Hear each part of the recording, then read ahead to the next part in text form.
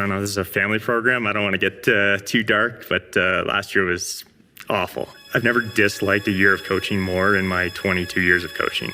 I actually remember my dad talking about COVID and saying, like, this is gonna be a real thing. Empty slopes, empty hotels. It's like ghost towns.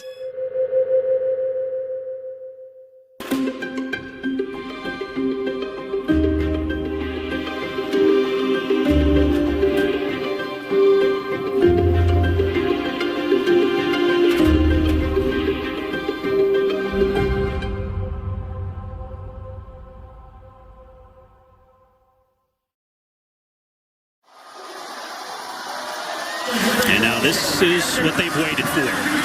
Mikaela Shiffrin, the winner on the home snow in Killington. It's another homecoming for Mikaela Shiffrin and back-to-back wins in Killington. Mikaela Shiffrin coming into the huge crowd at the finish line, looking for the three-peat of Killington, and will get it.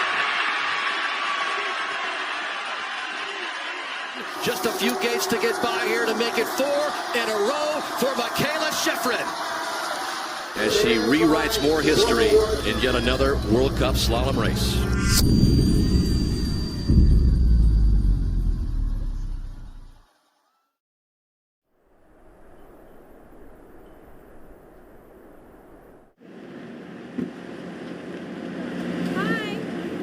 We're lucky to be ski racing, especially given everything that's gone on the last few years with the pandemic and just the challenges we've all faced.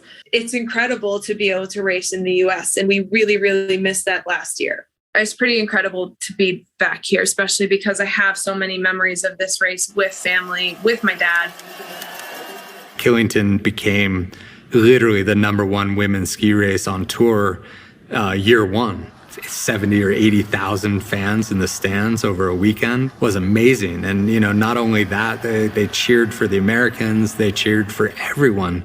To be honest, everything in the East Coast is so tight-knit, and there's such a strong passion for skiing. All the European athletes are saying, oh my gosh, this is amazing, a very exciting event. We're happy to bring you the third women's slalom of the season, and it is still a little bit chilly, but it's going to be a lovely day to watch ski racing. We're excited to be back at Killington. You know, we didn't have our domestic races last year. I think that was really hard for both the men and the women, and it's going to be a lift from, you know, like from a mental health standpoint. And it's important to be able to connect with the people that you love and have them there to support you. Excited but nervous. As always. We have so many friends and family back here. We can't walk for more than 15 feet without seeing somebody that we know from our past. My father went to Dartmouth. We grew up back east for a little bit, moved from Colorado back to Hanover, and started pursuing various ski academies. And Dad picked out Bert. The rest is history. It was a grand old time. A lot of fun. Good memories from there. I lived with her on and off for 5 years. Nobody loves drills the way that Mikaela loves drills. If we had powder days, she was still doing drills on the side of the hill. And so she was gonna do everything possible to get better and better and better at it. And she still talks about this. She knows she can still get better. And when she feels like she can't get better, that's when she'll stop. That was there from 13, and that's still there. When we go back to the East Coast, you know, the turnout for fans coming to watch the race is huge. It's one of the biggest races we have all season long. So everybody is awake and hungry, and it's a little bit terrifying because you kind of look around and you're like, everybody is so intense.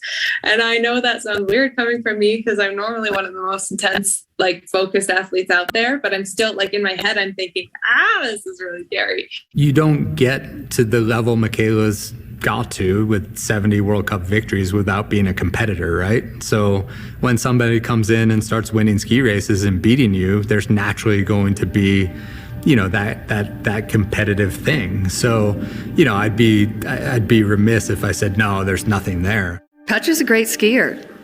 She's technically really solid. She's definitely come on really strong over the past couple of years. They are definitely rivals, I would say. I think it's going to be interesting to see what happens this year.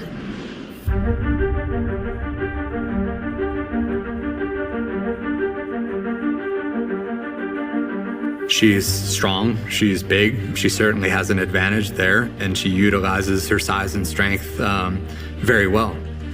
Every single race is a full-on battle now. You know, I got to do it, and I also have to do it without making big mistakes. I think that it's okay that they're not best friends, and I think that they push each other and they're making the sport better, and that's important for everyone.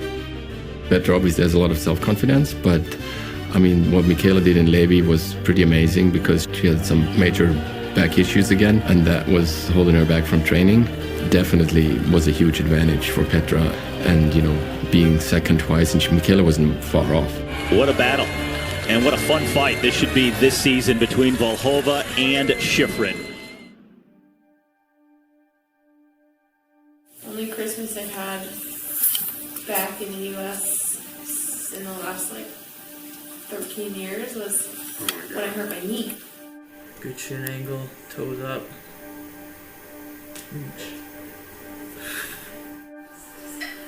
Right after Solden, I knew I was pushing the volume in training. Something felt wrong, and then my whole back just kind of lit up and locked down, basically.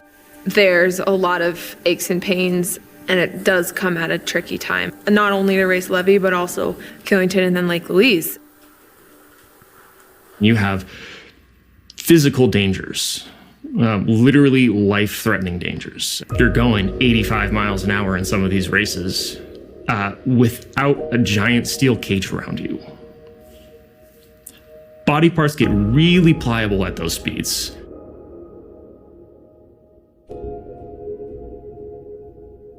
Today feels a bit better. It'll be maybe a little bit annoying for a while, but annoying is okay. As long as I can ski. She's had back issues her entire life. She had a really bad crash when she was younger and has been battling with that ever since. And when you tweak it at the beginning of a season, it's just a perpetual battle throughout the rest of the year. Hopefully she's done a good warm-up, and that'll bode well for the rest of the day.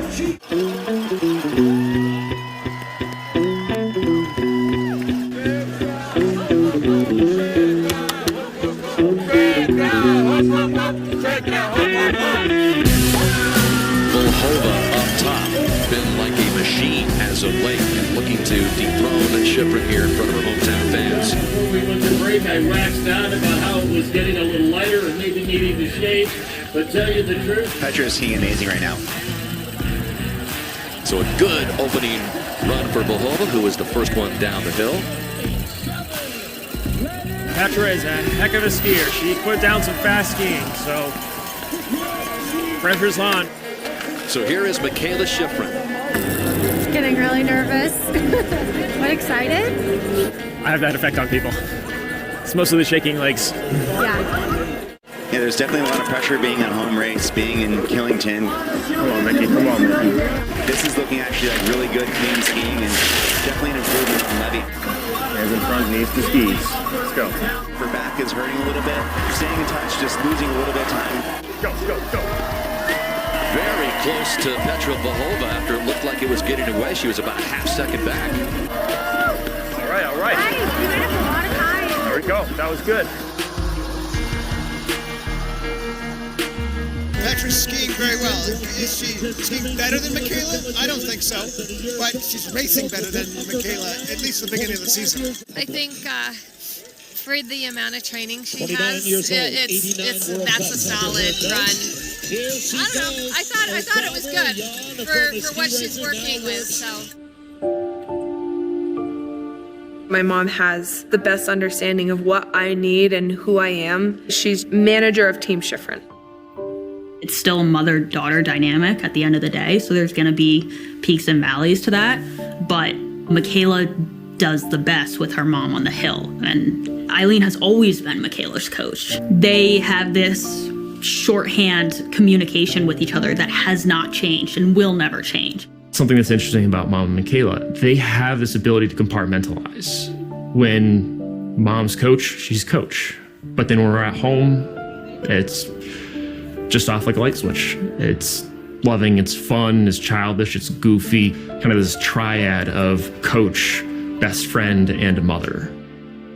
When I was younger, she was just a hero in my eyes, and it's grown from that. First of all, I think every parent thinks their kids are great at everything. And we were no different. We thought they were the best musicians and, great athletes. We did have an exceptionally active family, I think. We did a lot of other sports too.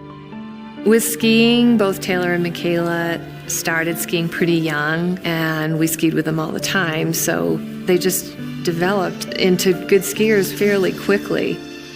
My husband, Jeff, was a beautiful skier. I feel like they both skied a lot like he did.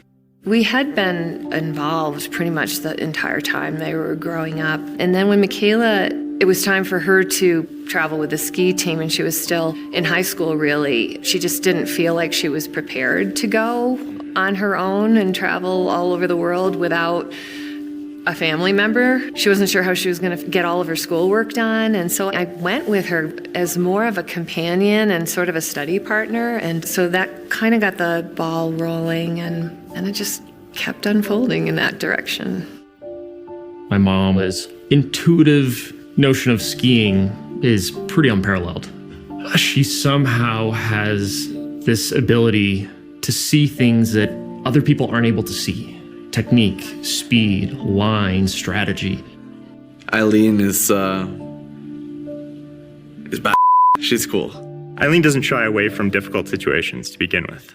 Coaching in a very chauvinistic world and coaching the best, there's a lot of pressure and a lot of expectation, and Eileen doesn't back down from that challenge. I don't think that Mikaela would still be doing this if Eileen wasn't with her, especially after Jeff passed away. She's a strong female figure on the mountain in a really male-dominated sport. My education is in nursing, actually, but I grew up doing a lot of different sports and learning a lot about many different sports. And for me, I just look at her skiing and say, do this, do that, don't do that. I have so much respect for her and what she does and how she handles life and how honest she is and how generous and selfless. She's been a great example for me. I don't really think that I ever thought about being like a strong female role model for Mikaela. Of course, every parent wants to be that, right? You want to be a good example for your kids, but since Jeff passed away, I've been really aware of it and really conscious of it, and like trying to play both the mom and the dad and trying to be more like my husband Jeff would be. He was always very thoughtful and weighed all sides of the situation really well, and then tried to make the most selfless and logical decision for any circumstance.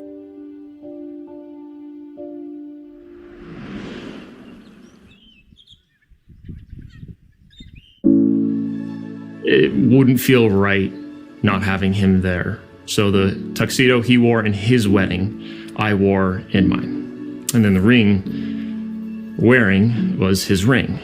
So that felt like it was really close to home. We danced for 3 hours straight, so that was really fun.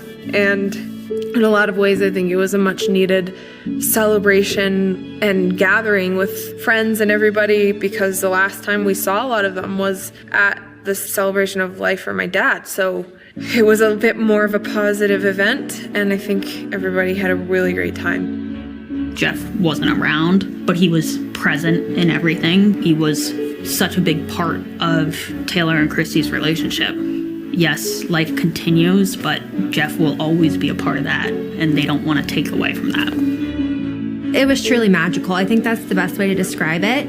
We had to postpone because of COVID, and thankfully I'm glad that we postponed as well too, because I think everybody was in a better headspace this September as opposed to last September. It was beautiful and our favorite place in Vail.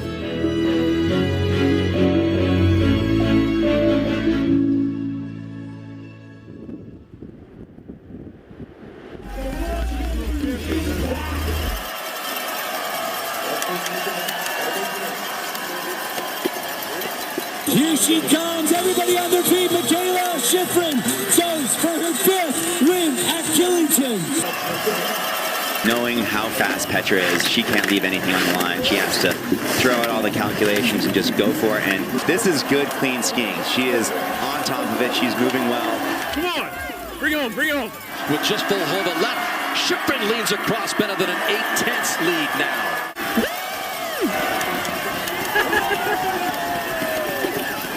That should put the screws a little bit to Petra up there. She's hearing this crowd, and that'll make her nervous. 8/10, you know, that's a statement. So let's see what she can do here. You know, this is clean skiing. You know, Mikaela actually lost time to Wendy. Oh, and Vlhova with a big mistake. Lost some big time. Vlhova had the advantage, the last skier down, but it's Mikaela Shiffrin who wins again at Killington. 5 in a row, it's a testament to the work of everybody around me, my whole team. There's a lot of people lifting me up on a daily basis, making it so I can just ski 60 seconds of a really fast run.